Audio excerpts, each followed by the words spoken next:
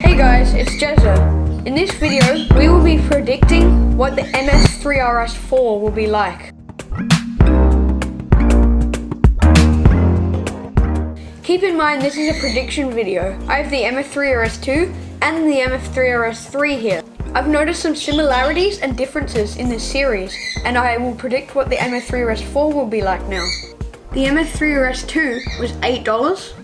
The MF3RS3 was $14.50. As you can see, the price has increased, and I think the MF3RS4 will be approximately 15 Australian dollars, but it may be a bit more since the gap between the MF3RS2 and the 3. I would predict there will also be a magnetic version for $25. Now I'm hoping the MF3RS4 will be a bit more stable than the MF3RS3 because it's quite flimsy and a bit loose.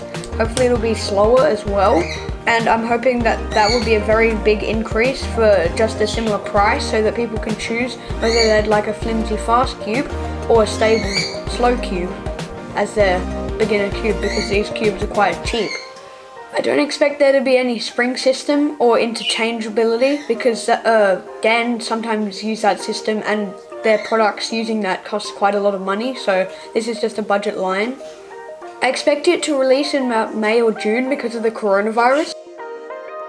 The MF3RS3 released very early in 2019, but they must have delayed production. I hope you guys enjoyed my prediction for the MF3RS4. It'll be very exciting when it comes out. I can't wait for it to happen. Thanks everyone!